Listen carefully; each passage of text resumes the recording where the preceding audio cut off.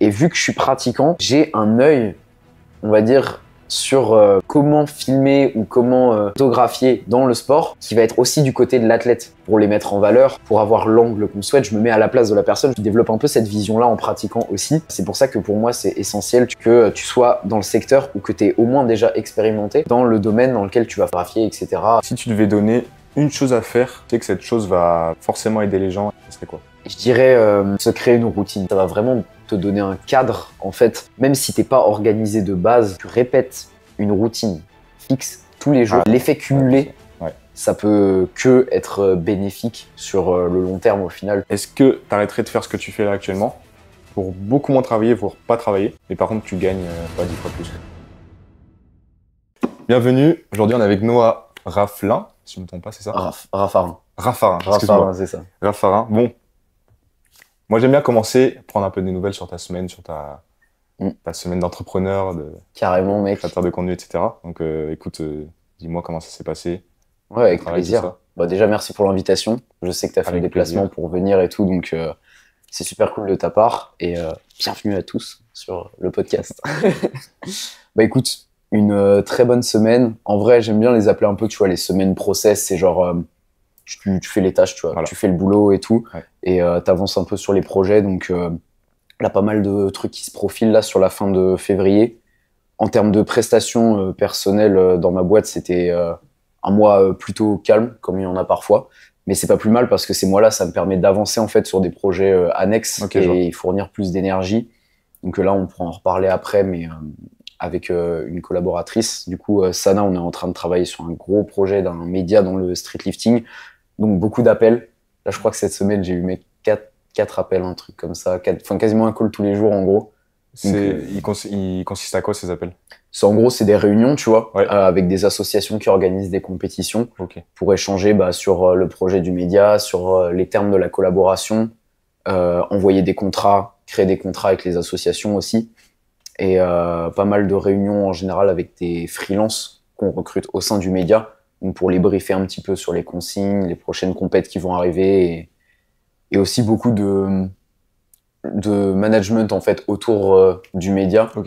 Par exemple, moi, tu vois, j'ai un stagiaire en motion design qui travaille sur mes projets avec moi, qui fait en fait tout ce qui est la partie animation graphique et tout. Et là, il est attelé aussi aux médias. Je l'ai mis sur le projet, donc il fait par exemple toute la direction artistique. Et donc du coup, ça, tu vois, mine de rien, on n'y pense pas forcément quand on est solo dans son entreprise, mais dès que tu commences à gérer des gens, en fait, ça te bouffe une énergie monstre et un temps de fou. Parce qu'il faut que tu donnes des consignes, il faut que tu gères les personnes, etc. Mais au final, c'est une autre partie du métier, tu vois, qui est kiffante aussi, qui permet de varier un petit peu. Tu bascules un peu dans le management, quoi. Ouais, c'est ça, mine de rien, en vrai. Donc, ça permet de varier aussi de quand je fais juste du montage derrière mon PC et tout ça. Ouais, j'imagine. Mais une semaine process, pas mal de projets différents qui se gèrent en amont, puis aussi du montage, un petit peu des tournages à droite à gauche. Donc, c'est sympa. Voilà, bon, ça vous met un peu dans le bain du personnage. Écoute, je vais te laisser te présenter. Ouais, avec plaisir, pour mec. Mieux que les gens comprennent un peu justement ce genre de semaine. Pourquoi tu fais ce genre de semaine? Ok, donc moi c'est Noah du coup, j'ai 19 ans. J'ai plusieurs casquettes, mais je me définis du coup comme entrepreneur, photographe, vidéaste en priorité. Donc j'ai ma boîte tout simplement d'audiovisuel qui s'appelle Noah Visual du coup, en auto-entreprise, où j'interviens majoritairement dans le milieu du sport, du fitness et surtout des sports de force, donc powerlifting, streetlifting. À côté de ça, j'ai également un podcast du coup que j'anime qui s'appelle Focus. Très bon podcast. Merci. Où du coup je propose des épisodes chaque semaine ainsi que du contenu premium. Donc c'est une source de revenus qui est à côté de mon activité. Et en parallèle de ça, du coup, je suis sportif en loisir évidemment. Donc je pratique le powerlifting et également la course à pied. Donc dans un objectif d'être un petit peu complet tout ça. Ok. Et voilà. À quel âge? 19 ans. 19 ans. 19 ans. C'est assez impressionnant. Moi, c'est une des raisons principales pour lesquelles je voulais t'inviter. Parce que en fait, t'es quelqu'un qui m'inspire, tu vois. On se connaît depuis... La e-squat, je crois. Première compète l'année dernière, ouais. Et plus particulièrement après, en avril, parce que du coup, j'avais pris un pack photo-vidéo. Et franchement, quand je vois ton parcours, ce que tu fais, tes process, ta discipline, après, j'écoute tes podcasts, donc je te connais un peu plus que que des gens qui verraient que sur les réseaux, tu vois. Enfin, je veux dire, je te connais dans les process, dans la discipline et tout. Et ouais, t'avais dit que t'avais 18 ans, mais c'était dans un ancien podcast, du coup, Bah, j'ai eu 19 il y a pas longtemps, ouais, en voilà, février, donc c'est récent, ouais. Et je me suis dit, ah ouais, il est chaud. Bah, merci, ça fait plaisir. Mais du coup, là, j'ai envie de creuser, j'ai envie de voir d'où ça vient. Donc déjà, tout ce qui est parcours scolaire, c'était comment? Parcours scolaire, en vrai, très classique. J'ai jamais été hyper scolaire, mais ma mère est institutrice au lycée. Donc, tu sais, elle m'a un peu quand même fait bosser et tout, tu vois. Mais parcours scolaire hyper classique, en vrai, j'ai fait voie quasiment générale. Tu sais, j'étais toujours genre l'élève moyen, il y avait rien d'incroyable, tu vois, genre 13 de moyenne, tout ce qu'il y a de plus classique. Je faisais ça va, 13, c'est pas moyen. Ouais, ça va, c'est correct, 12, 13. Moi, moyen, moi, j'étais à 10. C'est moyen. Ouais, ça, c'est la moyenne, tu vois. Non, mais en vrai, parcours très classique, je faisais pas de conneries, mais j'étais pas bosseur non plus, tu vois. Je vois. Très banal. Pas forcément d'arriver par l'école, quoi. Non, ça m'a jamais vraiment tenté, j'étais dans le moule, tu vois, en fait. Au final, pareil, le collège et tout. Là où ça s'est un peu spécifié, c'était au lycée. Je suis parti dans l'hôtellerie-restauration. Pas par défaut, parce qu'à l'époque, j'aimais bien un peu, tu vois, cuisiner et tout, machin. Je commençais déjà à manger plutôt bien, entre guillemets, tu vois. Et donc, du coup, je m'étais dit, bah, j'aime bien cuisiner, let's go, c'est un domaine qui peut m'intéresser. Je savais pas vraiment ce que je voulais faire. Je vois. Et au final, plus les années ont avancé, donc bah, du coup, c'était un cursus en 3 ans. Et normalement, tu pouvais poursuivre après le bac avec un BTS, en bac plus 2. Et au final, je me suis arrêté, du coup, à la fin de ma terminale, j'ai juste passé mon bac en hôtellerie. Et après, du coup, j'ai bifurqué vers la photo et la vidéo directement parce que je me suis rendu compte au fil des années que c'est pas ce qui me correspondait. C'est un métier avec beaucoup de contraintes, etc. C'est quand même assez hardcore, genre quand t'es en service et tout. Pour ceux qui travaillent peut-être dans la restauration, vous comprendrez, mais c'est quelque chose de particulier. C'est vraiment, ta vie est dédiée à ton métier, en fait. T'as des coupures, etc. Tu termines tard le soir, tu commences tôt le matin, t'as beaucoup de pression. Et au final, je regrette pas ces années-là, tu vois, parce que ça m'a justement aidé à forger la discipline derrière, genre un peu classique. Faire ce que t'aimes pas, entre guillemets, comme quelqu'un qui fait l'armée, par exemple. Alors l'armée, je sais pas si c'est comparable, parce que souvent, on aime ça au plus profond de nous. Mais là, pour le coup, ça m'a quand même forgé pas mal, donc en vrai, je regrette pas. Non, mais je regarde juste ce que tu dis. C'est comparable parce que tu peux aimer l'armée, mais sur le moment, l'armée, sur le moment, c'est très dur. Oui, bien sûr, je vois ce que tu veux dire. Donc, t'as raison de faire le comparatif. Mais voilà, mais je regrette pas en tout cas. Et en fait, en parallèle de l'année terminale, j'avais déjà commencé à gentiment vendre mes prestations, me mettre un petit peu des premiers pas dans la photo, après un petit peu dans la vidéo aussi, du coup. Et en fait, à la fin de mon année de terminale, quand j'ai passé mon bac, en fait, déjà, j'avais plus beaucoup en cours en vrai à la fin de l'année, donc ça me laissait du temps pour développer ça. Et en fait, je sentais que j'avais vraiment en fait envie, tu vois, de vivre un peu ce lifestyle entrepreneur, genre ce mode de vie, il m'attirait beaucoup.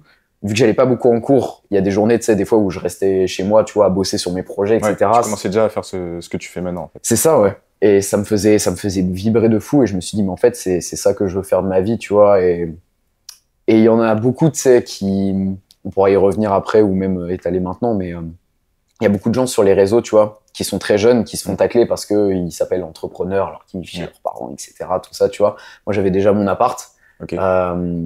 Et en fait, c'est un truc tout con, mais je sentais, même si j'étais jeune, tu vois, que c'est vraiment ça qui m'animait. Genre, j'étais malheureux dans mes études et tout. Je voyais que ça comme option, en fait, plus tard, tu vois. Et je me suis dit, bah, je passe mon bac, tu vois. C'était le deal avec mes parents. Ils m'ont dit, bah voilà, passe ton bac et puis après, laisse-toi un an pour développer ton truc. Et donc, du coup, bah, après ça, j'ai arrêté les études et je suis parti à plein temps, du coup, dans mon activité. Ça commençait gentiment à tourner un peu. Bah, tu vois, quand t'étais venu à la FNSL Grand Ouest, j'étais encore en études. Ok, ça, c'était la fin terminale, du coup. Ouais, c'est ça. Bah, c'était quand c'était en avril ou en mai. C'était ça. Et du coup, ouais, j'étais sur la fin, tu vois, de mon année de lycée. Et au final, je me suis lancé à plein temps. Et j'ai pu en vivre quelques mois après. Donc, c'était le bon choix au final. Ah, bah, clairement. Et ça vient d'où, ça, du coup? Que ça soit l'entrepreneuriat, donc ce délire-là, ou la photo? Alors, la photo, je pense, ça remonte à longtemps. T'avais dit dans un podcast, j'avais noté 11-12 ans. Ouais, bah quand j'étais tout petit, tu vois, je faisais déjà des petites vidéos. Tu sais, il y avait rien de fou, mais genre c'était avec ma tablette et tout. Je faisais déjà des petits montages, des petits trucs. Et après, j'ai recommencé, on va dire, parce qu'en gros, J'avais pas encore mon compte photo. J'ai commencé avec mon compte où juste je postais un peu mes entraînements, etc. Ok. Et je m'étais acheté mon premier appareil photo juste pour créer du contenu, tu vois, Ouais. tout ça. Et dès que je l'ai eu, j'ai trop kiffé, quoi. Je faisais que de créer du contenu, j'étais comme un fou et tout, tu sais. Ouais. Et Nouveau jeu, quoi. ouais, c'est ça. Tu découvrais des trucs en plus tout ce qui est lumière, machin. Exactement. Bah, avant, j'étais juste avec mon téléphone et là, tu sais, il y a plein d'options qui s'ouvraient. Ouais, J'ai commencé à bouffer du contenu à mort sur la photo, la vidéo, tout ça. Et au final, c'est là que ça a un peu ravivé une passion qu'en fait, j'ai toujours eu sans m'en rendre compte, tu vois. Ouais. Même avant, j'ai eu mon arc, genre jeu vidéo, tu vois, et je faisais plein de montages déjà sur Premiere à l'époque, de genre mes clips. Ça vient de pas nulle part, quoi. Clips Fortnite et tout, mec, tu vois. Donc au Ah, final, ouais, je pense que ça vient de là. Ok. Et ouais, du coup, c'est marrant parce que pas de auto-formation, non. Pas de formation, t'as pas fait je connais pas les écoles de photo, tout ça. Il y en a pas beaucoup en vrai. Ok. Mais voilà. Il y a quelques écoles d'audiovisuel, Ouais. mais pour avoir exploré le contenu, et d'ailleurs j'ai failli faire ça après mon bac, Ok. et je me suis arrêté au dernier moment pour au final ne pas faire d'études, parce que je me suis dit que j'allais perdre 2 ans encore, tu vois, dans les Ouais. cours et tout. Ouais. Mais t'as des cursus d'audiovisuel qui existent, mais après je pense que c'est vraiment pour les personnes genre qui partent de 0, tu vois. Ok. Parce qu'au vu du contenu qu'il y a à l'intérieur, je pense pas que ça apporte autant qu'en te formant toi-même. YouTube, de dire, toute façon. Déjà, YouTube, ouais, t'as du contenu gratuit, mais qui apporte de la valeur de malade pour peu que t'ailles chercher les bonnes chaînes YouTube, tu vois. Et après, t'as des formations pas si chères que ça, qui peuvent aussi approfondir tes connaissances. Moi, c'est ce que j'ai fait, tu vois. Majoritairement du gratuit et 1 ou 2 formations pour approfondir des sujets sur lesquels je bloquais vraiment, mais ouais, full autodidacte, du coup. Ok. Ouais, donc t'as quand même un peu payé des formations donc, dans la photo vidéo. Ouais, mais franchement, Ouais, dérisoire par rapport à un cursus. Tu vois, c'est des écoles privées quand tu fais des écoles d'audiovisuel. Oui, en plus, ouais. T'es genre à 6 000 € l'année. Et là, peut-être en formation, je sais pas, j'ai dû investir 1 000 €, tu vois. Donc, c'est rien. Quand même, d'où l'intérêt peu importe le domaine, hein, mais de payer, pas hésiter à mettre le prix quand quand tu commences un truc, parce qu'en fait, c'est un investissement. Bien Là, sûr. tu vois, tu as eu raison de faire ça. 1 000 €, c'est quoi maintenant pour toi? Enfin, je veux dire, les 1 000 € que tu as C'est mis, largement rentabilisé, tu vois.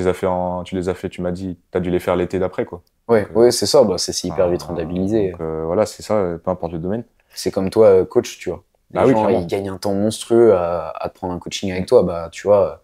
En fait, c'est juste, pour moi, c'est un pay to win, en fait, tu vois. Ouais, c'est Quand ça. t'investis dans de pay la to win. formation, dans un coaching, c'est du pay to win. Tu gagnes du temps et tu gagnes potentiellement des ressources que tu n'auras jamais ailleurs. Donc, c'est clairement bénéf, quoi. Ok.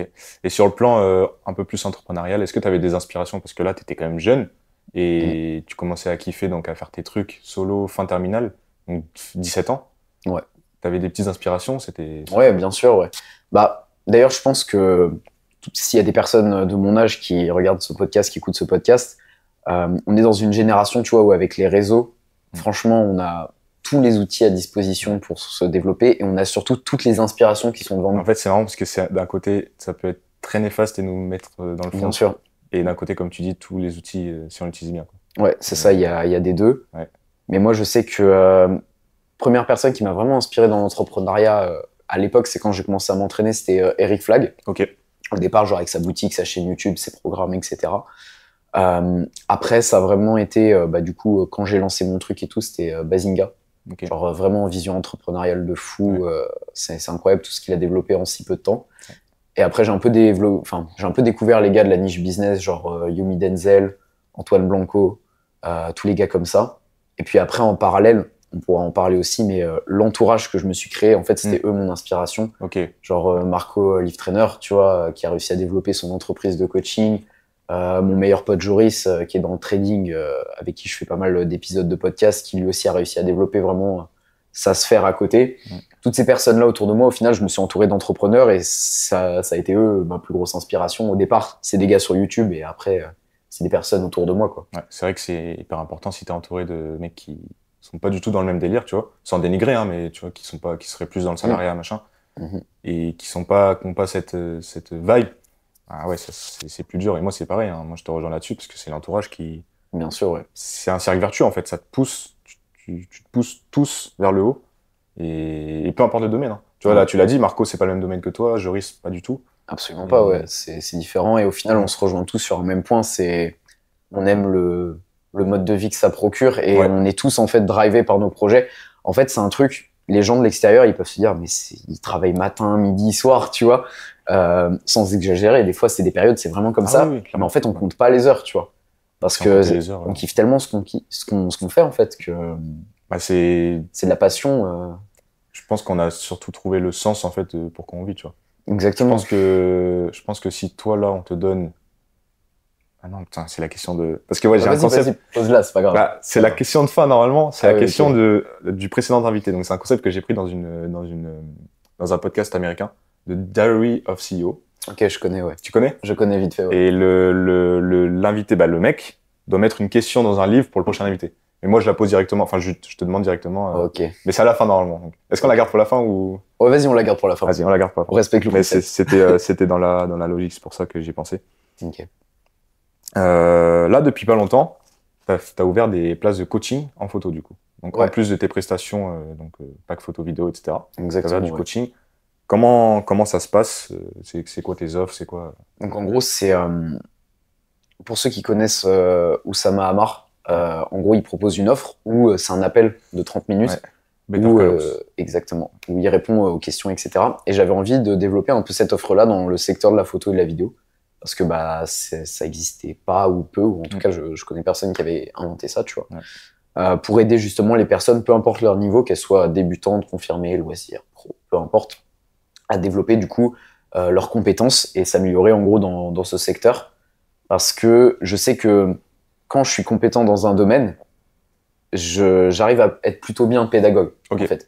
Et donc, du coup, je me suis dit que je pouvais apporter justement dans mon secteur, on parle souvent de zone de génie, tu vois. C'est vraiment là où t'es bon, en fait. Ouais. Et je me suis dit, j'ai de la connaissance. La connaissance, ça se vend. Bah, je peux essayer de créer une offre à partir de ça, où du coup, j'apprends aux gens tout simplement la photo et la vidéo. Surtout que dans le sport, il y a beaucoup de choses à savoir. Parce que la condition lumineuse, elle va être très différente si tu shootes en extérieur, si tu shootes en salle, s'il y a du mouvement, si c'est statique. Il y a beaucoup de facteurs qui rentrent en jeu. Donc au final, je me suis dit que j'avais quelque chose à apporter, tu vois, dans ce milieu-là. C'est intéressant, c'est spécificité par rapport à la photo du sport. Parce que c'est vrai qu'on n'a pas précisé, mais là, tu fais de la photographie sportive en majorité. Exactement, ouais. Je sais pas si tu fais... 90%, je dirais. Ouais. Et 10%, c'est des projets annexes. Mais souvent, c'est soit des proches à moi qui me font appel, mais pour un projet spécifique, du coup, qui est hors du sport. Genre une interview, du contenu pour leurs réseaux sociaux vraiment spécifiques, etc.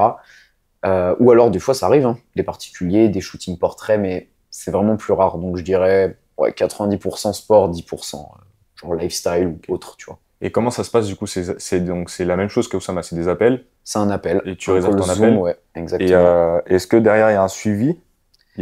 Non, c'est sans suivi, justement. Okay. C'est sans suivi. Après, c'est une offre que j'aimerais développer par la suite, tu vois, qui est vraiment genre un accompagnement, par exemple une offre sur 3 mois, tu vois, où tu suis la personne. Mais ça, je pense que je le ferai plus dans le cadre où la personne veut vraiment développer son business, tu vois. Et un accompagnement genre général, comment développer son business dans la photo et vidéo. Pas que comment faire des photos, enfin comment... Ouais, parce que sinon, je verrais pas l'intérêt d'un accompagnement, tu vois. Pour moi, c'est quand il y a vraiment des résultats à aller chercher derrière et tout que ça peut être intéressant. Donc pour l'instant, c'est sans suivi, ouais. Ouais, moi, je pensais que c'était ça, en fait. Je pensais que j'avais vu passer vite fait. Je pensais que tu faisais vraiment des coachings où tu avais des suivis et que tu... Non, pas encore. Mais c'est dans les projets. Ok. Là, je prends quelqu'un qui veut lancer donc un business dans la photo, qui potentiellement pourrait te prendre un appel comme ça. Ouais. C'est quoi, j'allais dire, les premières étapes, vraiment la base, les premières étapes, Quelqu'un qui démarre de zéro? Ouais. Zéro. On va dire, tu vois, c'est comme dans le street, tu vois, tu peux être débutant de zéro à... Ok, ouais. Voilà, en général, un débutant, il peut peut-être avoir une caméra, mais c'est quoi les bases? Bah déjà, pour moi, tu viens de le dire, avoir une caméra, c'est pas la finalité, tu vois. Ok. Alors, bien sûr, t'auras jamais, je pourrais jamais le répéter assez, tu vois, t'auras jamais le même rendu avec une caméra qu'avec un téléphone. Parce que les objectifs, ils sont plus gros sur les caméras, tu vois, donc déjà le rendu est différent, puis même t'as plus d'options, etc. sur une caméra, c'est pas pareil. Mais tu peux commencer déjà avec ton téléphone. Et après, pour moi, il faut vraiment voir les bases des bases, tu vois. C'est comme le street. Tu démarres, tu vas pas commencer à faire des trucs de fou furieux, à te lester si tu sais même pas faire quelques tractions au poids de corps. Tu vois, t'apprends le mouvement, t'apprends la technique, tu renforces tes articulations, tes muscles, tes tendons. Et après, du coup, tu commences gentiment à ajouter de la charge, etc. au fur et à mesure du temps. Là, c'est pareil, apprendre les bases. Donc pour moi, il y a 3 composantes principales. Il y a savoir régler sa caméra. Donc tout ce qui va être, par exemple, les ISO, la vitesse d'obturation, l'ouverture du capteur, c'est les paramètres par défaut. Tu vois, c'est les 3 gros paramètres en gros que tu as sur ta caméra. Ou alors vous achetez une Sony et vous faites rien. Ouais, bah t'as le mode auto, mais moi je préfère apprendre aux gens en manuel, tu vois. Non mais je rigole, hein, moi. Tu commences à maîtriser le truc après, tu vois. Ouais. Non mais oui, c'est sûr, quand tu veux faire de la photo, de toute façon. Tu maîtrises pas ta caméra et tout. Tu peux commencer en auto si vraiment tu pars de zéro et que t'as pas envie de te prendre la tête, tu vois, mais tu vas être bridé au bout d'un moment, en fait. Donc c'est pour ça. Donc après, pour moi, il y a, régler la caméra, maîtriser la lumière, genre comprendre un peu comment exposer son image. Genre, si t'as plein de soleil, genre, comment mieux exposer ta photo pour pas être surexposé. À l'inverse, si tu shootes en intérieur, comprendre comment jouer sur la lumière, etc. Comment, si t'as des spots, par exemple, bien les placer et tout. Et puis après, pour moi, le dernier truc, c'est une phase un peu d'expérimentation où il faut que tu trouves ton style. Parce que au début, tu vas forcément t'inspirer de gens que tu suis sur les réseaux. Ça, c'est indéniable, on l'a tous fait, on le fait tous. Mais après, il faut que tu réussisses à te démarquer un peu du lot. Et ça, c'est un truc qu'il faut que tu testes. En fait, pour moi, il faut juste sortir et shooter, tu vois. Parce que t'as trop de gens, ils sont là. En fait, c'est le même principe que dans le sport, en fait. S'entraîner et pratiquer, quoi. Exactement, pratiquer. Parce que t'as beaucoup trop de gens, tu vois, ils vont bouffer plein de contenu. Ils ont l'impression de tout apprendre. Mais si t'appliques pas, ça va rien donner, tu vois. Et tu vas comprendre des erreurs. Moi, toutes les erreurs que j'ai faites et que je commets plus, je les ai compris sur le terrain en commettant ces erreurs, en fait. Donc, faut sortir pour s'entraîner. Donc, l'idéal, c'est de se fixer 1 ou 2 sessions par semaine, par exemple. Et puis après, si tu as de la prestation en plus, bah, au final, ça va se faire tout seul. Mais tu vois, moi, même dans des phases où, par exemple, j'ai beaucoup de projets où je suis derrière l'ordinateur, je me force à sortir, shooter des trucs, genre aller à la salle, tu vois, shooter des potes et tout. Malgré que tu aies des prestations, etc. Pour garder la main, Pour garder la main, parce que c'est un truc, bon, tu vas jamais le perdre vraiment. Au bout d'un moment, quand tu vas reprendre, tu vas retrouver tes dynamiques. Mais c'est un truc qui s'entretient, tu vois. Ok, c'est intéressant. Je savais pas que ça...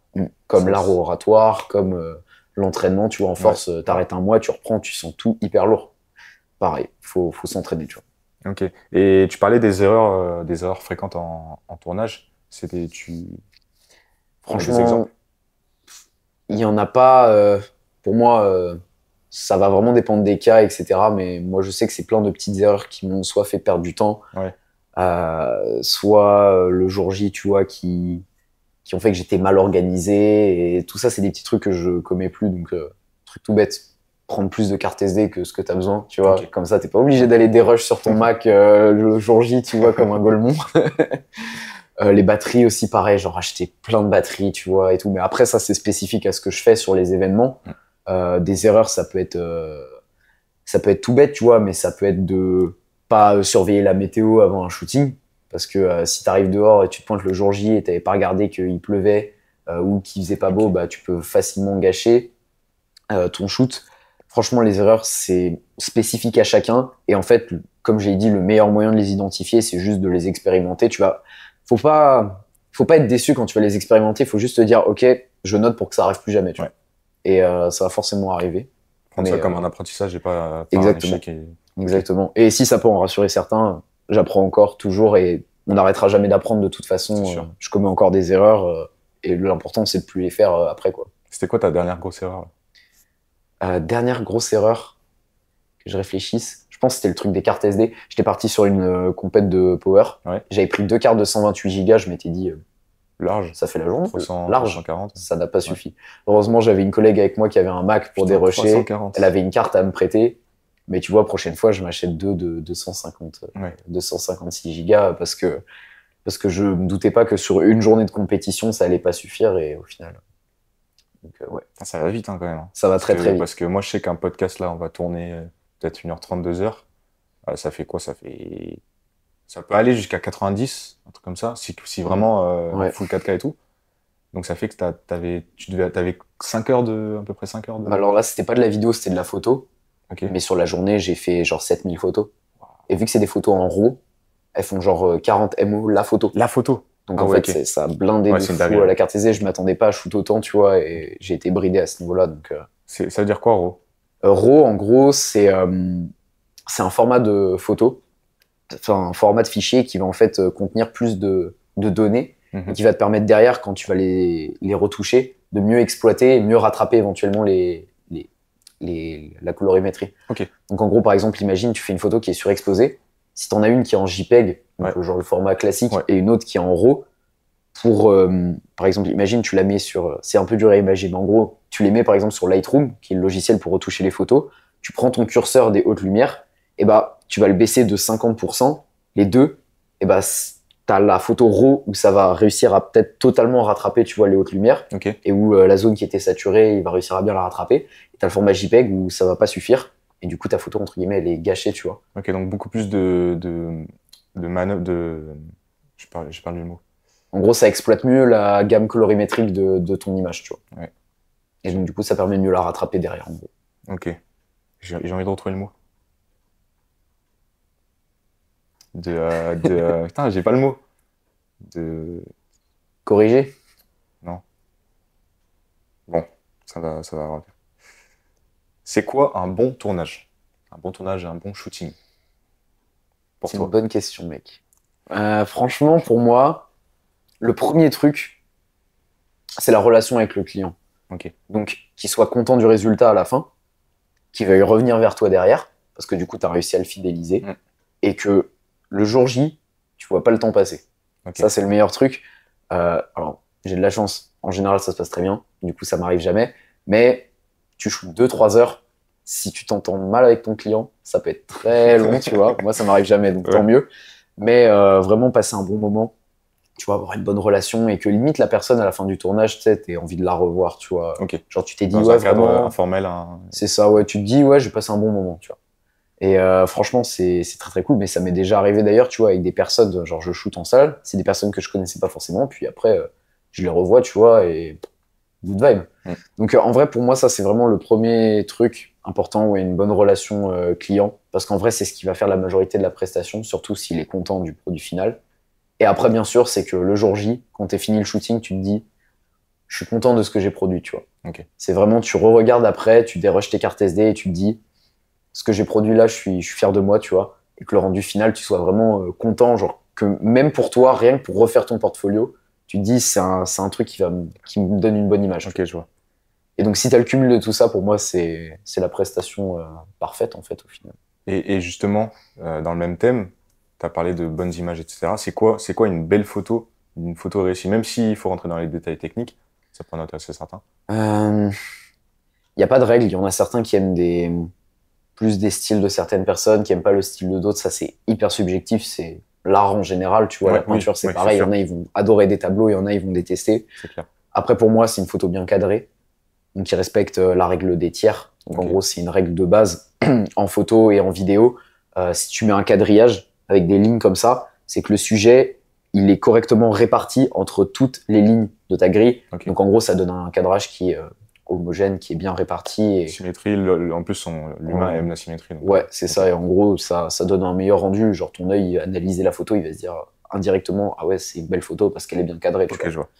Et après, la colorimétrie, pareil, je veux pas rentrer dans les détails parce que c'est hyper subjectif aussi. On va dire une photo quand même correctement exposée, qui est pas trop sombre, qui est pas trop claire, qui est voilà, un peu dans l'entre-deux. Et puis après, le style de l'artiste qu'il a envie d'appliquer à sa photo aussi, ça compte bien sûr, et qui est une perspective intéressante, tu vois. Genre que ce soit pas banal. Ça peut peut-être donner des petites pistes à ceux qui commencent. Là, on a déjà donné des conseils. Et ok, c'est intéressant. On va passer aux prestations donc en compétition. Parce que là, tu commences à avoir un bon palmarès de compétition à ton actif, là, j'ai envie de dire, en prestation. Je sais pas combien on est, mais je pense qu'on est à une quinzaine, à mon avis. Ouais, je dirais. Ouais. Ça devient pas mal. Comment ça t'est venu, cette idée de développer ton business vraiment dans le street power, donc dans les compétitions, etc. Mélanger mes deux passions, en fait. Okay. Genre, j'ai commencé à m'entraîner il y a 3 ans à peu près, ouais. J'ai commencé par le street workout vraiment. Ouais. Après street lifting, après j'ai bifurqué vers le powerlifting. Et c'est ma passion, tu vois, m'entraîner, je kiffe ça. J'ai pas comme ambition, tu vois, de vraiment être athlète pur, etc., de mettre en avant mon côté athlète, mais c'est quelque chose que je kiffe, qui fait partie de mon quotidien. Je loupe jamais un entraînement et tout, tu vois, c'est une de mes priorités. Et la photo, c'est aussi ma passion. Et en fait, naturellement, quand j'ai commencé mes premiers shootings, ça a été en salle. Ça a été avec des potes qui faisaient le même sport que moi. Et en fait, ça m'a un peu guidé tout seul vers ce secteur-là. Ok, je vois. Et avec du recul, maintenant, je suis très content d'être allé dans cette voie-là parce que ça relie. Et de toute manière, j'ai envie de dire, ça se ressent sur le résultat. Tu vois, quelqu'un qui va photographier dans le street, qui a jamais fait de street, ou alors qui a jamais fait de sport, ça aura jamais le même rendu que quelqu'un qui en fait, parce que la personne, elle a la vision derrière, elle voit comment cadrer les trucs, comment capturer le mouvement. Et ça, c'est un truc un peu sous-coté pour moi, mais du coup, c'est pour ça que je suis très content d'être parti dans cette voie-là. Ouais. Et c'était quoi ta première compète du coup? Ta première compète en tant que vidéaste, photographe? Je crois la toute première, c'était une petite compète de power sur Nantes, tu vois. J'étais juste allé photographier un ou deux potes comme ça. Et après, je crois que c'était la FNSL Traction, il me semble. En 2020... 2022. 2022, ouais, c'est ça. Novembre 2022, ouais. C'est ça, exactement. Et ça s'est passé comment? Stress, un peu de... Très stressant, très impressionnant. Je crois que c'était mon premier déplacement déjà pour un tournage, tu vois. Alors, je n'étais pas parti tout seul, mais c'était très, très impressionnant, surtout que c'est la première fois, tu arrives là-bas, tu vois tous les gars du game, tu vois, du street, et moi, je suivais ça depuis les réseaux. C'est vrai que ça fait toujours bizarre, même si c'est pas des superstars. Ouais, mais ça fait bizarre. À partir du moment où on voit quelqu'un sur les réseaux, quand tu le vois en vrai et que tu sais que sur les réseaux il y a une petite communauté et tout, ça fait il y a un truc bizarre. Ça fait très très bizarre, mais c'était vraiment très cool, très impressionnant. C'est la première fois que je voyais aussi, genre, mine de rien, des athlètes de haut niveau, tu vois, dans les sports de force performer.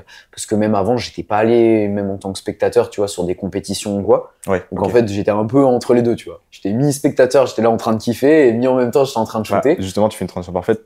À quel point tu arrives à te mettre dans la compète, à suivre la compète, à kiffer la compète, et quand même rester focus sur tes prestats? C'est venu que récemment. Avant, justement, je me laissais trop distraire, et maintenant, je me bride. Parce que je sais que sinon, ça va nuire à la qualité de mon contenu. Donc c'est chaud, c'est dur de faire les deux. Et je crois que le plus frustrant, c'est quand t'as une compète, t'as des potes qui font la compète, t'as envie de leur gueuler dessus, et tu te dis non, faut pas, parce que sinon ça va trembler, tu vois. C'est que des trucs comme ça, mais j'essaie de vraiment séparer le pro, le perso. Genre, je vais voir mes potes entre les passages des plateaux et tout pour aller discuter avec eux. Mais quand je suis sur le plateau, je travaille, tu vois. Et j'essaie de me mettre dans un état mental un peu différent pour réussir à rester concentré et tout, parce que, comme tu l'as dit, autrement, ça va nuire. Alors, même si maintenant, tu sais, c'est un peu un automatisme, je préfère rester vraiment concentré sur ce que je fais. Pour moi, c'est le plus important, tu vois. Et voilà. Mais j'imagine que... Et est-ce que tu arrives à suivre un peu les résultats et tout Ouais, quand même. Quand il y a une perf, quand même, tu te rends compte parce que... Oui, si. Tu te rends compte quand même et tout. Mais sur le moment, genre, c'est plus quand je revois après que je me dis, ah ouais, c'était une dinguerie, tu vois. Voilà. Mais sur le moment, j'avoue, c'est choqué. Ça m'est déjà arrivé, pardon. À la FNSL, là, cette année, tu vois, un grind au squat de fou. J'étais derrière la caméra, j'étais comme ça, j'étais en mode, putain, c'est une dinguerie. Genre, le mec, 10 secondes, tu vois, t'es là. C'était les moins 73, non? C'était Johan. Tous grind, là. C'était Johan, je crois, on dit. Johan, en moins 73. Oui. Il avait fait un grind de fou et j'étais choqué derrière la caméra. Genre, vraiment, j'étais en mode, waouh, c'est un truc de fou. Mais c'était une dinguerie, cette KT. Ils avaient tous, le troisième essai, là, ils avaient tous grind. Ouais, tous grind, tous des squats au-dessus de 200. Ouais, c'était une dinguerie. Des monstres, franchement. C'était n'importe quoi. C'est clair. Et pour rejoindre ce que tu disais, tu vois, un truc qui me permet aussi de quand même profiter de certaines compétitions, c'est y aller en tant que spectateur aussi.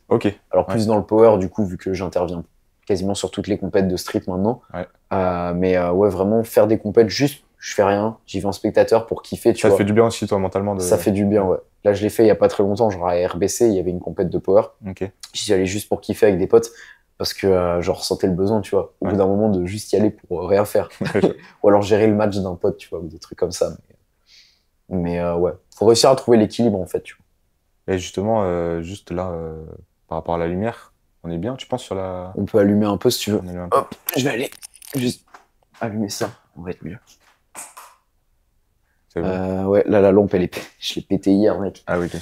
Après, est-ce qu'au montage, Au montage, ouais, tu peux... Moi, je suis nul, hein. Oh, ça a l'air bien, en vrai, là. Ça a l'air bien? Ouais. C'est toi le pro, hein. Ouais, là, je pense qu'on va être bien comme ça. Vas-y, carré. Tac.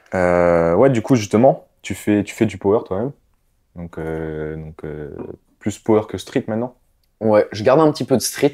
Ouais. Parce que c'est les origines, tu vois. Ouais, c'est sûr. Puis même, genre, j'aime toujours ça, puis je m'entraîne avec mes potes qui font du street lifting, en fait, la majorité du temps, donc ça me donne toujours un peu un côté fun et complet dans l'entraînement. Ouais.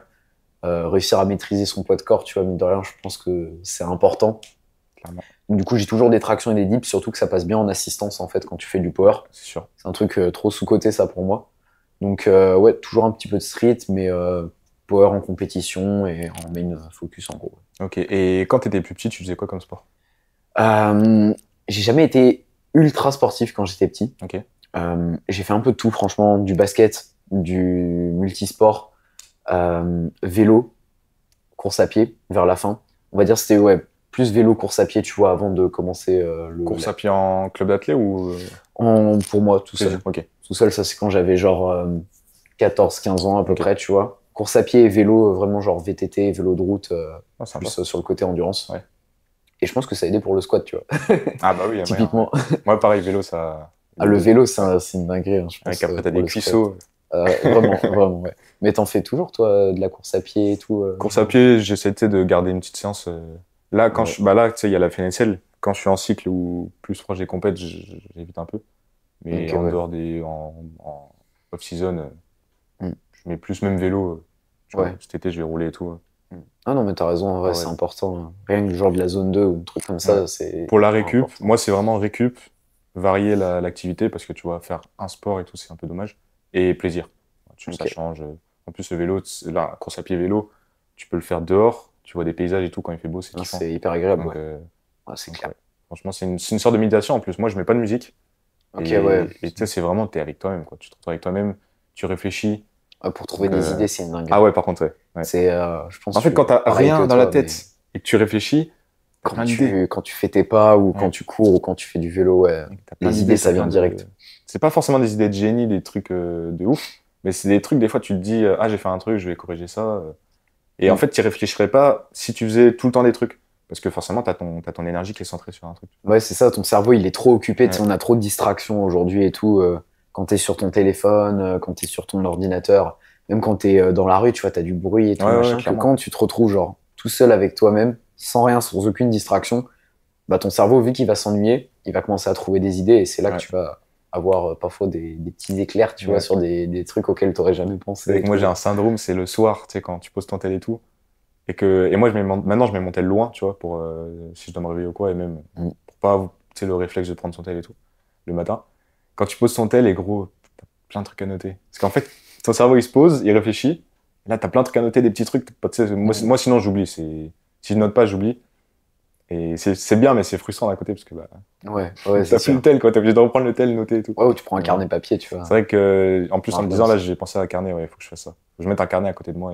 Ouais, c'est clair, Ouais, franchement, ça c'est un petit truc, ça peut être sympa ouais. si t'as souvent des réflexions et tout. Ouais, clairement. Tu peux tout noter là-dedans, hein. C'est vrai que moi, c'est vraiment tel, noter tel, tu vois. Ça va vite. Mm. Ah ouais, c'est clair. Et... Bon, on en était où? Bon, on fait des belles, depuis tout à l'heure, on fait des belles transitions. Là, je voulais un peu passer à la partie entrepreneuriat, Ok, développement personnel. excellent, ouais. Donc, j'avais une petite question. Est-ce que tu t'es déjà fait la conclusion que tu avançais au ralenti dans ton business parce que tu n'étais pas assez doué, parce que tu faisais pas assez fort? Et Hmm. si oui, tu as fait quoi pour t'améliorer? Au ralenti, Voire pas avancer du tout. euh, non, je pense que ça m'est jamais arrivé. En fait, tout est allé très vite. Ouais, ok. Là, si on regarde, ça fait vraiment pas longtemps que ça s'est lancé. Dès que j'ai arrêté les études, tu vois, c'est parti sur un élan. Mm. Après, il y a eu toujours cette crainte, tu vois, que ça, du jour au lendemain, ça fonctionne plus. Et je pense que c'est ce qui m'a aidé à trimer encore plus Ok, et à ouais. développer des systèmes pour justement que le truc, il retombe pas derrière, tu vois. Ouais. Et jusqu'à présent, ça a bien fonctionné. Donc, tu vois, des collaborations long terme, par exemple, des contrats. Tu vois, ça, c'est des trucs qui te permettent d'avoir quelque chose d'assez constant. Mm. Et après, bah, bien sûr, tu as du coup les compétitions, des prestations irrégulières, etc., qui permettent de rajouter par-dessus. Mais ouais, je pense que vu que j'ai vite goûté à ce mode de vie et à ce que ça fonctionne, j'ai voulu tout mettre en place pour que ça s'arrête pas, justement. Mais il n'y a jamais eu, après, peut-être ça va arriver, je me le souhaite pas, tu vois, mais il n'y a jamais eu de période où ça a vraiment avancé, genre au ralenti, Ok. ralenti. Pour l'instant, c'est une courbe, en fait, qui monte pas extrêmement vite, mais qui est constante, tu vois. Ok. Pour l'instant, on est sur une ligne constante, donc tant mieux.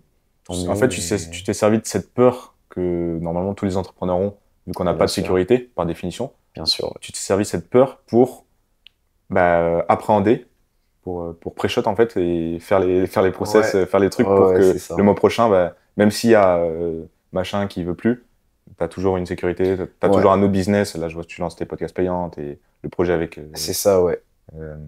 Eternal Snapbash là. Ouais. Donc ouais, ok. Le média, ouais, carrément. Ouais, c'est ça, en fait, essayer de créer des bases, tu vois, qui font que des fondations indestructibles, en fait, tu vois, j'appelle ça. C'est vraiment, tu crées ton building et t'as des fondations, genre vraiment en béton, tu peux pas les casser en dessous, tu vois, et ça te fait une sécurité qui, quoi qu'il arrive, qui est constante. Donc, ouais. Mais je pense que cette peur, on l'a tous, tu sais, en tant qu'entrepreneur, que du jour au lendemain, ça s'arrête. Et c'est normal.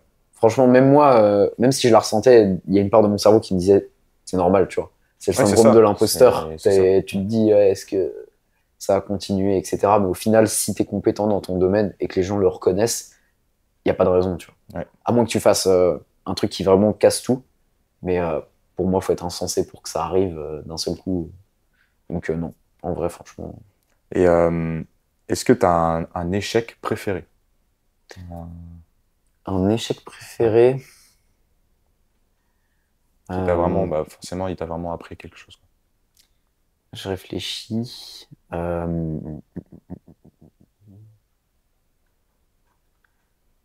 Ouais, je pense qu'il y en a un qui a été très formateur. Je dirais pas le nom de la personne, mais c'était une prestation pour une personne qui a une assez grosse, même très grosse notoriété sur les réseaux sociaux, avec qui j'ai travaillé. Et en gros, c'est une période où j'étais surchargé. Alors vraiment, j'avais vraiment beaucoup trop de travail. Parce qu'en fait, la période faisait que tout le monde est arrivé en même temps. Et c'était là où ça commençait à vraiment bien fonctionner. En fait, je me suis pas bridé, j'ai accepté toutes les prestations, tu vois.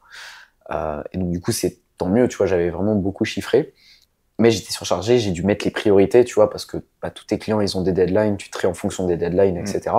Et au final, cette personne, il y avait eu une petite incompréhension. J'avais rendu le projet plus tard que ce qu'elle pensait, alors que moi, je pensais être dans les clous, tu vois. Et au final, cette personne, je pense que je retravaillerai plus jamais avec elle à cause de ce retard, tu vois. Alors, ça avait fini en bons termes et tout, mais il y avait eu ça. Et au final, ça m'a fait dire que parfois, faut savoir dire non, même si sur le moment, tu vois, t'as envie de tout accepter parce que ça paraît incroyable et tout. Des fois, vaut mieux savoir dire non et être honnête avec les gens, dire bah voilà, là, je suis trop chargé, ça va pas être possible. Au plaisir de recollaborer plus tard. Et au final, tu vois, la personne, peut-être que si j'avais dit ça directement, je l'aurais gardé sur le plus long terme et elle aurait refait appel à moi plusieurs fois. Or que là, tu vois, j'étais le premier vidéaste auquel elle faisait appel et du coup, elle ira sûrement voir ailleurs, tu vois. Et c'est pas grave, tu vois. Sur le moment, ça fait vraiment mal. Après, tu relativises, tu te dis, mais des personnes sur le marché, il y en a plein, tu vois. C'est sûr. Mais je pense que ça a été très formateur parce que c'est peut-être l'opportunité, une des opportunités que j'ai loupées. Et au moins, je referai pas deux fois la même erreur, tu vois. Et ça m'a appris que, ouais, parfois, faut savoir dire non aussi dans le business pour focaliser sur certains trucs. Ouais. Dans ce cas-là, bon là, c'est vrai que c'est un cas concret, mais je pense que la morale est intéressante. C'est vrai que ça devait être frustrant de faire ça. Mais ouais, c'était une erreur de... Pour toi, t'étais à l'heure, c'est une erreur de communication, ouais, tu vois. Erreur de communication aussi, etc. Beaucoup de boulot et ça a capoté, quoi, tu vois. Mais ça arrive, hein. Enfin, tu sais, l'être humain... c'est sûr. L'être humain, il peut pas tout gérer, mais au moins, c'est formateur, quoi. C'est quoi le plus gros caractéristique de ta vie, là, actuellement, qui te cause le plus d'inconfort? Et tu fais quoi pour changer ça? Je pense... ça paraît bête, mais parler aux gens. Ah ouais? Ouais, ça paraît bête, mais parler aux gens... Alors, en fait, de base, je suis d'une nature très introvertie. J'ai beaucoup travaillé dessus, tu vois, pour le sortir, mais de base, tu vois, quand j'étais petit, aller à la boulangerie, prendre une baguette, j'étais fou, tu vois, de stress. Donc, ça s'est un peu travaillé, mine de rien, avec le podcast. Je sais que ça m'a beaucoup développé, rencontrer des gens et du coup me faire un réseau et me forcer à parler à d'autres personnes. Mais je sais que c'est un truc que je dois travailler au quotidien pour le garder, tu vois.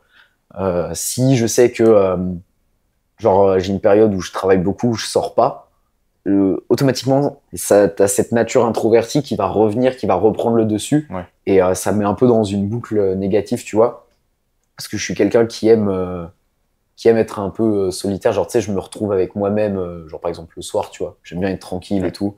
Avoir ma petite routine, pareil, le matin et voir du monde dans la journée. Mais je sais que justement, si je m'enferme dans ce truc un peu introverti, c'est full négatif. Parce qu'en plus, le fait de pas avoir de monde, ça met dans une spirale pas terrible.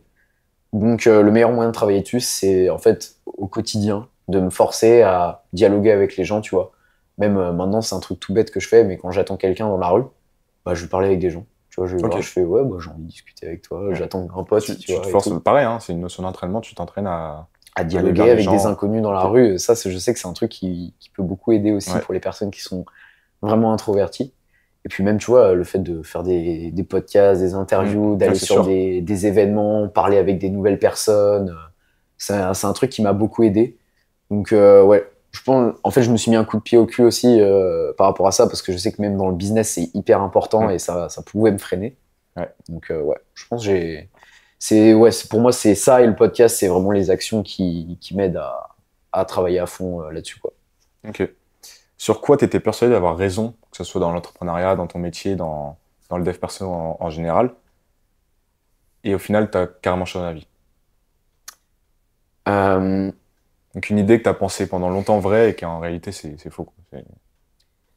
Je dirais le frein sur les revenus. En fait, on se met des standards, surtout en France, où on a un gros problème avec un gros tabou sur l'argent. Et en vrai, quand tu es entrepreneur, si tu mets bien en place les stratégies, au départ, tu as une croyance limitante où tu te dis jamais je pourrais facturer quelqu'un genre à ce prix-là, tu vois. Sauf qu'au final, tu te rends compte que c'est qu'une question de standard et que des personnes qui sont justement dans le même environnement que toi, donc soit d'autres entrepreneurs qui font appel à toi en freelance, par exemple, je sais pas, je donne un exemple tout bête. Quelqu'un qui a besoin de réaliser un vlog YouTube et quelqu'un qui a vraiment beaucoup d'argent, tu vois, beaucoup de revenus, il peut te lâcher 2000 € pour une vidéo YouTube de 10 minutes. Ouais, genre pour lui, ça pose aucun souci. 1000 ou 2000, il va pas discuter, quoi. Alors que toi, tu te mets à sa place, tu dirais, mais jamais je mettrais 2000 € dans une vidéo YouTube, tu vois. Et au final, c'est qu'une question de standard, et tu te rends compte que plus tu vas faire appel à des personnes qui ont des hauts niveaux de revenus, ou alors qui sont compétents dans leur domaine, qui ont une reconnaissance, etc., plus tu vas pouvoir facilement facturer en fait tes clients. Et au début, ouais, j'avais vraiment cette croyance limitante par rapport aux prestations, aux revenus, etc. Et au final, tu te rends compte que à partir du moment où tu arrives à briser cette barrière, où tu arrives à trouver les clients que tu peux vraiment bien facturer parce que ils font appel à toi pour des projets qui demandent de la ressource, etc. Et même, c'est tout bête, mais tu vois, pour les packs photos au début que je faisais, au début, j'étais là, 30 € le pack photo, tu vois. Ou même pas, 20 €, tu vois. C'est le classique quand tu commences. Et maintenant, avec notre média, tu vois, on est à 100 € des fois le pack photo et plus de 100 € le pack vidéo. Et au final, les gens. Photo vidéo, j'avais payé 50. Ouais, ça, c'était encore. C'est parce que c'était il y a assez longtemps et tout.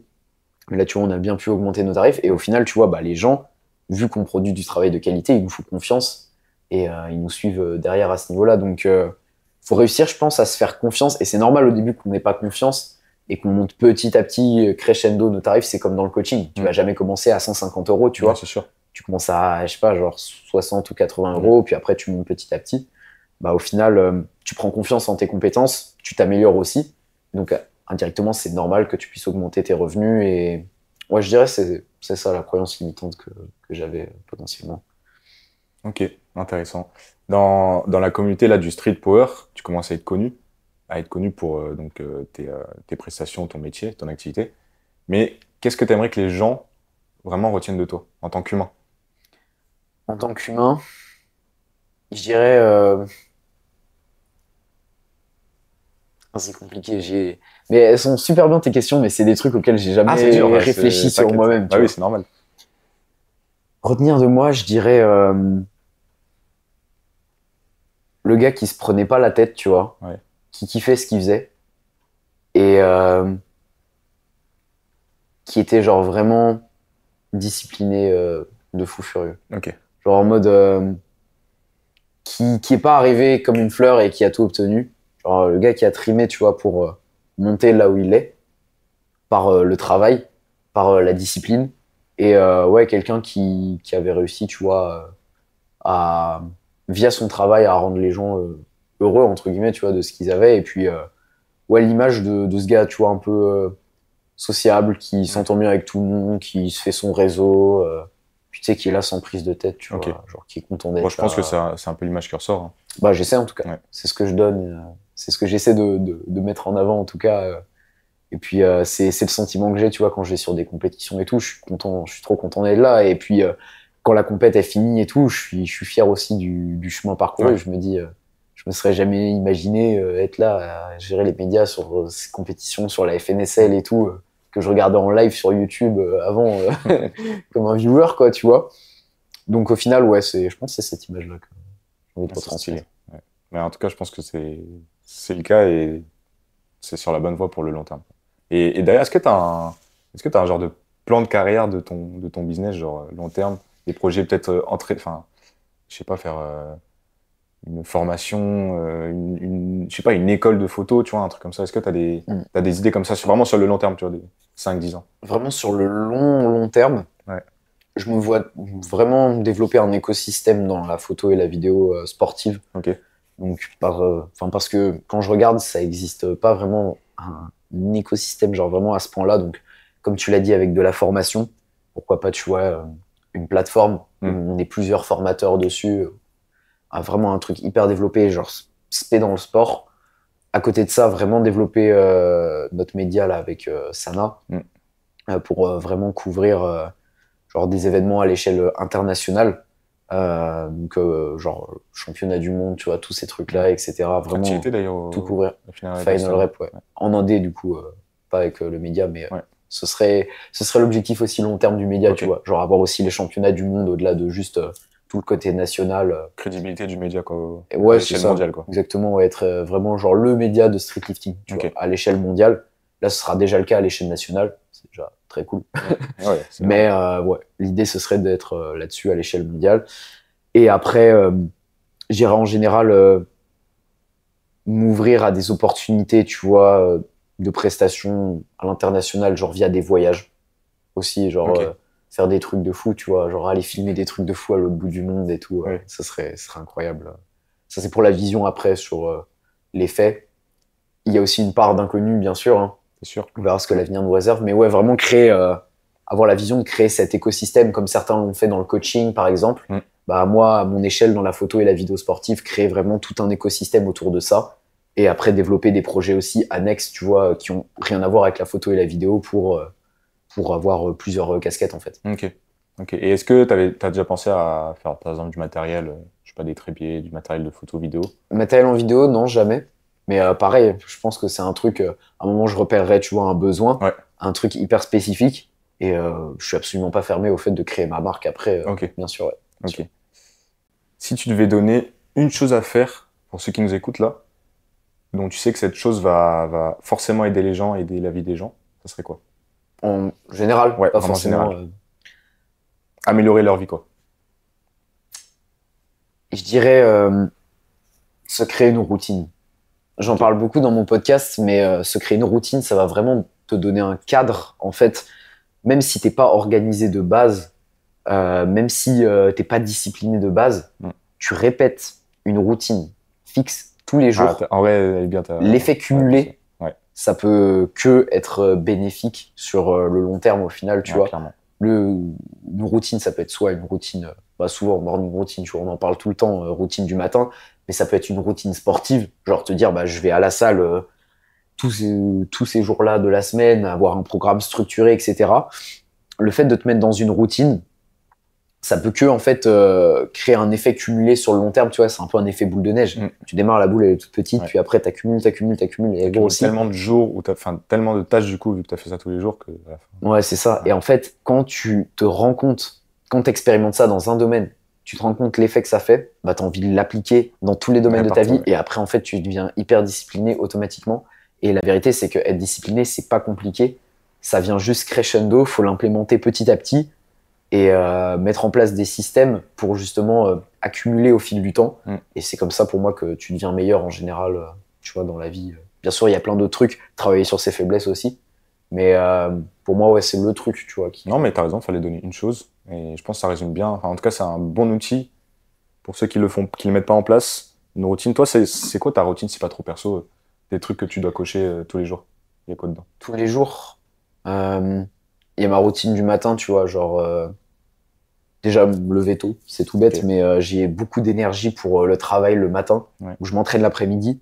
Et il faut que tout mon taf, tu vois, il soit fait le matin ou max en début d'après-midi parce que je sais qu'après, j'ai plus la concentration et j'ai plus l'énergie pour allouer à ça. Est-ce que même mentalement, moi, je sais que quand je m'entraîne et que j'ai des tâches à faire, plus ou moins importantes, T'es pas très mentalement, bien, t'es ouais. pas dedans. Tu Ouais, vois. ouais, je suis C'est exactement pareil. stressant et tout, donc ouais, je te rejoins là-dessus. Exactement pareil, ouais. Donc, routine du matin qui me met dans un bon mood, tu vois. Mm. Donc, pas de téléphone, tu vois. Je me lève, je suis là, je fais mes petites pompes, je prends ma douche froide. Après, petite routine de souplesse, mobilité, Ok, petit-déj, lecture. ok. Et après, tu démarres avec le taf. Tu sais, je suis là, je me mets des musiques, je me mets dans un bon mood, Ouais. j'écoute des podcasts et Ah, tout. c'est lourd. Et Ouais. tu démarres en fait tous les jours sur le même pied, tu vois.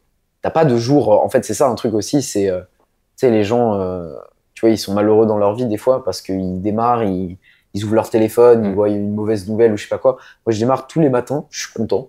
Et puis après, s'il se passe un mauvais truc dans ta journée, bah ça, tu relativises 100 fois plus. Ouais. Parce que tu démarres toujours de bonne humeur le matin. Donc ouais, voilà, être dans une routine fixe, après travailler le matin, et puis m'entraîner. Voilà, je fais du sport quasiment quotidiennement, à part un jour que j'ai complètement off dans la semaine. Donc ouais, pour moi ça c'est vraiment les habitudes. J'essaie de les garder au maximum, même si je suis en déplacement, même si c'est plus compliqué ou j'adapte un petit peu. Ouais. C'est, on va dire, c'est mes critères de base, quoi. Ok, ok, intéressant. Et ça serait quoi la chose la plus surprenante que tu as appris sur toi là depuis que tu as commencé, on va dire, ta carrière entrepreneuriale? Mais si La c'est pas chose depuis la longtemps. plus surprenante, Ouais. genre aux yeux d'autres personnes qui pourraient le voir. Plus dans le sens où si là on te prend maintenant, tu parles au toi d'il y a, pas forcément d'il y a 1 an et demi, tu vois, mais d'il y a quelques années. Et qu'est-ce qui serait surprenant pour le toi d'il y a quelques années? Bah, qu'à 19 ans, je vive de ma passion. En vrai, en vrai, je pense que c'est Ouais, ça parce que bah, on en parlait tout à l'heure, c'est de plus en plus fréquent avec la technologie, ce ouais, que ça nous permet et tout. Mais c'est vrai que tu prends, genre, tu fais une moyenne, c'est vraiment, je pense, le 1 ou 2%, tu vois. Et au final, c'est trop cool. mm, C'est trop cool et c'est vrai que c'est hyper surprenant. Moi, je me serais jamais imaginé à 16 ans, tu vois, déjà vivre de mon business et tout. ouais. Donc au final, non, je pense que c'est ça le truc le plus surprenant. C'est ouais, vivre de ma passion à 19 ans et que mon entourage il soit fier de ça, tu vois aussi. Ça, Ok, c'est une de mes plus grandes fiertés, ok. que mes parents ils soient fiers de moi. C'est vrai que là, l'année de test de ta mère, elle a pas. Ah là-bas, elle a pas Elle est duré bien. elle a pas duré un an, tu vois. Et non, franchement, mes Ouais, parents ils étaient là pour me soutenir et tout, donc je m'estime chanceux aussi, tu vois. Je partais pas genre de zéro, hein. J'avais des personnes autour de moi, mes parents qui m'aidaient financièrement pour me lancer. Donc au final, c'est, je pense, une fierté, un truc que j'aurais jamais imaginé, tu vois, quelques années en arrière. ok. On arrive à la question, la fameuse question du précédent invité, du coup, Allons-y. qui était Matt Braise. Je sais pas si tu connais Matt Braise. Ouais, ouais, bien sûr, ouais. Ok. Donc, la question qu'il posait. Alors, la question qu'il lui, il a posée pour le prochain invité, il a posé sans connaître l'invité. Ok. C'est ça le principe. Et donc j'en aurai une à poser T'en après auras une à aussi poser sans connaître l'invité. l'invité. Voilà. Ok, ça marche. Donc, la question, c'était est-ce que tu arrêterais de faire ce que tu fais là actuellement pour beaucoup moins travailler, voire pas travailler, et par contre, tu gagnes. Ouais, gagner énormément. Il n'y avait pas de chiffre, mais Ok. tu gagnes, je sais pas, 10 fois plus, quoi. Très honnêtement, parce que. Et ce serait, genre Tu- comme travail, ce serait. Ah, par contre, tu peux faire ce que tu veux. Tu peux. Ça pourrait être toujours ce que je fais? Non, ça serait un autre truc du coup. Ça serait, ouais, rien en fait. Tu juste aurais ce salaire-là tous Ok, les t'as mois. juste de l'argent qui tombe Ouais. et tu vis sans rien Ouais. faire. Après, là, la question, je la réadapte un peu, mais oui, Ok, je pense dans que l'idée, l'idée, c'est c'était. ça. Ouais, l'idée, c'était ça. Ok. Non, du coup. Ok. Non. Mais je connais des potes qui diraient oui, tu vois, Ouais. parce que il y a pour moi deux personnes différentes, enfin deux types, deux profils dans l'entrepreneuriat. Il y a ceux qui font l'entrepreneuriat pour l'argent Mm. et il y en a qui font l'entrepreneuriat pour vivre de leur passion Ouais. et qui bien sûr veulent gagner plus, Bah, c'est le but. mais c'est pas le main focus, tu vois. Ouais. Et moi, je suis vraiment de ce parti, je le fais pour parce que j'aime ce que je fais et pas forcément purement que pour le monétaire. Donc même si ça prend plus de temps, je sais pas si on reprend, imagine on retourne la question, on Mm. se dit, bah voilà, est-ce que tu serais prêt à gagner en claquant des doigts 10 000 euros par mois, mais en faisant rien, ou alors mettre 2 ans ou 3 ans avec ce que je fais actuellement, mais arriver en fin de compte à 10 000 euros par mois, en Mm. gros, tu auras pris 3 ans de plus, bah je signe pour continuer ce que je fais, tu vois. C'est clair, parce que c'est ce que je kiffe et je le trade pour rien au monde. Moi, je te rejoins là-dessus. C'est vrai que. Après, c'est vrai que si on tourne la question, forcément, on peut dire ouais, mais tu travailles plus, mais tu peux toujours faire ça par plaisir. Mais là, du coup, la question n'a plus de sens. Là, c'est vraiment dans le sens où du coup, tu arrêtes la photo, machin, mais tu gagnes à côté. Ouais, bien sûr. Puis je pense qu'il y a un truc aussi, c'est que ce truc de, imagine, tu gagnes des revenus et tu n'as plus besoin de travailler. Je pense que ça, tu peux le ressentir quand tu auras 30, 40 ans, tu vois. Moi-même, le premier. À 40 ans, j'ai pas envie de continuer à travailler comme un fou, tu vois, pour me dégager un salaire. J'ose espérer que d'ici là, tu vois, c'est bon, j'aurai plus beaucoup besoin de travailler. Mais là, je suis dans une phase de ma vie où j'ai de l'énergie de fou, où c'est en plus ma passion, mon taf, où j'ai plein de choses encore à apprendre, à explorer, plein de voyages à faire, plein de personnes à rencontrer. Donc non, rien que pour le côté expérience et tout ce que je vais vivre, je les changerai absolument pas. En fait, c'est sûr. Les gens ils comprennent pas. Là, il y a peut-être des gens qui nous écoutent et qui vont rager, mais ils comprennent pas que quand tu travailles dans ta passion et que du coup t'es entrepreneur, en fait tu vis pour ça. Donc en fait, si on t'enlève ce truc, même si tu gagnes de l'argent, limite tu vas faire la même chose gratuitement parce que tu te réveilles pour ça. Enfin toi comme moi, je pense, on se réveille. Le premier truc qu'on a dans la tête, c'est je dois avancer sur ça dans mes projets et tout. Et c'est pas, on l'a pas dans la tête en mode c'est une contrainte. On l'a dans la tête genre ok go, tu vois. Ouais, c'est actif, on avance sur le truc. Bien sûr, c'est une obsession. Forcément, bah on n'est pas payé. Enfin moi là, on n'est pas payé pour s'entraîner, c'est la même chose, tu vois. Ouais, c'est ça, ouais. Limite, on paye pour s'entraîner. Ouais, c'est clair. On investit pour souffrir. Moi, c'est le même principe pour moi, l'entraînement et l'entrepreneuriat comme ça. Bien sûr, ouais. Et toi, tu répondrais quoi à cette question? Moi, c'est pareil. Pareil? Ouais. Je te rejoins vraiment sur le fait que même si ça doit prendre 3 ans et gagner le même, peut-être 10 000, tu vois, je prends les 3 ans. Large. Ok. Ouais. Large. Après, je vais pas faire l'hypocrite du genre. En fait, le problème, c'est comme je disais tout à l'heure, on peut retourner la question. C'est sûr que si on me donne 20K par mois, je dois pas travailler, mais j'ai toujours le droit de coacher des gens, bah, je le fais. Tu vois. Parce qu'en vrai, je pourrais coacher des gens gratuitement si j'avais de l'argent. Mais en fait, vu qu'il me faut de l'argent et que ça me prend du temps, bah, forcément, il faut que ça me rapporte de l'argent. Ouais. Tu vois l'idée, en fait. Ce que tu veux dire. Ouais. C'est comme toi, en fait, c'est pas l'argent, c'est parce que comme on a besoin d'argent et qu'on a besoin de temps, bah, faut que ça prenne de l'argent, tu vois. Mais moi, je pourrais coacher gratuitement. C'est pour ça que je fais ça. Bien sûr, ouais. C'est ça le truc, en fait. Donc, non, mais c'est intéressant. Franchement, ouais. Donc, ouais, sur la question, ouais, clairement, je suis d'accord. Et là, du coup, bah, c'est à toi. Toi de poser une question. Donc pour le prochain invité. Il va falloir que je trouve la question, ouais. Là, par contre, ça peut être n'importe quoi. On est même pas que le dev perso, ça peut être n'importe quoi. Parce que je sais même pas sur quelle thématique. Enfin, je me doute c'est lié au sport du coup, mais. Non, même pas forcément. Même pas forcément. Ah, ça peut être. Ouais, t'as envie de t'élargir un petit peu. Bah, la preuve, là, regarde, on a presque plus parlé de photo. Ouais, mais tu vois, moi j'ai un lien dans le sport directement. Ouais, mais non, mais c'était. Franchement, j'ai envie de. Ouais, vraiment. On pourrait très bien avoir un acteur, je sais pas, un artiste, un peintre ou quoi, tu vois. Ok. Qu'est-ce que je pourrais trouver? Alors, en fait, j'ai des questions qui me viennent, mais c'est des thèmes qu'on a déjà abordés un petit peu indirectement. Bah, c'est pas grave, si t'as une question qui te vient. Je dirais, quelle a été ta plus grande croyance limitante, tu vois? Ok. Parce que je sais qu'on en a beaucoup dans ce qu'on fait en général, tu vois, et que souvent, avec l'expérience, tu peux les briser derrière, tu vois. Donc, moi, je dirais ça. Quelle a été ta plus grande croyance limitante? Je suis en train de réfléchir à qui ça sera, potentiellement. Ouais, parce que toi, t'as les invités en tête déjà. Bah, pas beaucoup, hein, parce que tu sais, bah, toi, ça doit être pareil un peu, mais tu sais, quand tu dépends des gens, entre guillemets, là, pour le podcast, je dépends un peu des gens. Enfin, quand c'est des invités, c'est difficile, tu vois, des fois, t'as pas les réponses, faut renvoyer tout. Donc, j'ai pas tant que ça de. Enfin, j'ai beaucoup d'invités dans ma liste. En tête, ouais. Mais par contre, de prévus, j'en ai pas tant que ça, tu vois. Okay, parce que je vois. c'est dur de. Toi, t'es un des rares où ça c'est prévu depuis genre 3-4 semaines. Prévu, date, heure, hop, on n'en parle plus. Bah, je me dis à chaque fois, c'est pratique, tu vois. Vaut mieux faire comme ça parce que sinon, après, tu relances, machin, c'est galère. Je me suis dit, bah, faut qu'on se cale une date directe et tout. Comme ça se fait. Et puis, Non, mais c'est vrai que c'était pratique. En plus, j'ai eu de la chance de t'avoir dans un mois où il n'y avait pas trop de presta, pas trop de compét et tout. Ouais, non, franchement, c'est cool. Ok. Et du coup, là, qui est-ce que toi, tu voudrais voir sur le podcast? Qui est-ce que je voudrais voir sur le podcast?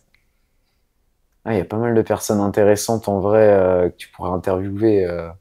bon, on en a parlé aujourd'hui, mais Live Trainer, tu vois, avec tout ce qu'il crée en ce moment et tout. Là, c'est assez impressionnant la vitesse à laquelle il a évolué. Bah, surtout, je le côtoie personnellement. Mais il a vraiment créé un empire, en fait, dans son domaine. Il s'est élargi, tu vois, sur plein d'autres plans. Un peu comme ce qu'a fait OPT, je sais pas si tu connais, dans le powerlifting, mais dans le street, tu vois. Et franchement, c'est vraiment impressionnant et je suis super fier de lui. Donc, je pense qu'en termes de parcours, inspiration, surtout au vu de son âge, parce que, tu vois, il a 36 ans et au final, il a eu plein de métiers différents qu'il a fait avant le coaching, etc. Donc pour moi, ouais, soit lui, soit après, je pense je suis en train de réfléchir sur le côté un peu plus sportif, athlète. Même si tu connais d'autres domaines, hein, n'hésite pas. Hein. Ouais, je suis en train de réfléchir.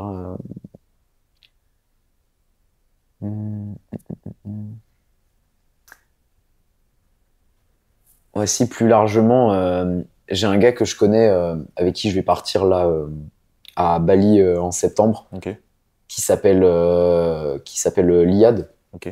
Et c'est un mec qui est copywriter. En gros, il m'avait invité sur son podcast il y a un an. Et en gros, c'est un gars qui avant avait un business niché dans le street workout. Et il a redémarré complètement de zéro, tu vois, pour se lancer dans le copywriting. Et c'est marrant, ça. il est en coloc avec d'autres entrepreneurs. Il a 20 ans. Ces autres gars qui travaillent avec lui, ils sont aussi entrepreneurs. Ils ont genre 19 ans et tout. Et franchement, très inspirant ce qu'il est en train de réaliser et tout. Il est en train de bien monter. Donc, si tu veux, je te passerai son contact. Ça peut être très, très intéressant comme épisode. Ouais, ok. Vraiment. Et la dernière question là, du podcast, c'est quoi, toi, ta définition de grind? Pour moi, grind... le grind, pour moi, c'est un peu genre un mood, tu vois. Genre, c'est... tu sais, on me dit souvent avec mes potes et tout, ouais, lui, il est dans le grind, lui, il est pas dans le grind, tu vois. Dans le podcast, tu dis avec Joris, là. Et pour moi, ouais, c'est vraiment un peu un état mental, en fait, qui est ancré chez certaines personnes de toujours plus. Genre, tu te cantonnes pas à quelque chose, tu as envie d'aller chercher ce petit pourcent supérieur à chaque fois. Et je pense que c'est ce qui va définir les personnes qui restent dans la moyenne, des personnes qui vont devenir excellentes dans leur domaine. Parce qu'elles vont elles vont jamais se cantonner à un but ou un objectif ou un chiffre précis. Elles vont vouloir toujours devenir meilleures. Et en général, c'est dans tous les domaines en plus de leur vie. Ouais. Et en fait, c'est ce qui va faire que ces personnes-là, elles vont devenir des êtres humains qui vont sortir du lot, qui vont sortir de la moyenne, tu vois. Ouais. Et complet moi, aussi. Ouais, exactement, ouais, complet, tu vois, dans tout. Dans le sport, dans le financier, dans le social, dans relationnel et tout. Les voyages, les expériences, dans absolument tout. Et au final, ouais, pour moi, c'est un peu une sorte d'état mental, tu vois, d'une personne qui peut se forger. Hein, c'est pas inné, hein, bien sûr. Ouais. Mais ouais, pour moi, c'est ça. Mais c'est vrai que, tu vois, moi, on est pareil, hein, tu vois, dans le sport et dans l'entrepreneuriat, on a envie de monter. Et moi, je sais que dans le relationnel et tout, genre avec ma meuf, j'ai envie d'être chaud, tu vois. Genre, je vois ça comme un... Ouais, c'est un jeu, tu vois, c'est un jeu en plus, c'est un comment dire... C'est un spectre de ta vie, tu vois. Genre, ça me saoulerait d'être trop bon en sport et tout, et qu'on me dise... Enfin, que par exemple, ma meuf me dise, ouais, par contre, t'es un mauvais mec, tu vois. Ouais. Genre, tu sais, c'est pareil. Moi, je pense que t'as vraiment des curseurs, et... Faut tout maxer, quoi. Ouais, faut tout maxer, quoi. Exactement, ouais. Matrixé. Non, mais on a trop joué, on est trop matrixé. Je pense ce que tu veux dire, ouais. Non, c'est intéressant. Franchement, c'est cool. Bah écoute, merci beaucoup d'avoir accueilli ici chez toi. Super, je sais pas combien de temps on a enregistré là, mais... Il était un peu plus long que d'habitude, mais en vrai... j'ai kiffé, c'est passé super vite. Ouais, c'est passé vite, je pense, une heure, une bonne heure. 14h50, donc... C'était top. Bah, merci à toi pour l'invitation. Avec plaisir. Mec. C'était très très cool, et puis au plaisir, hein. Franchement, carrément. C'était sympa. Bon, allez. Excellent.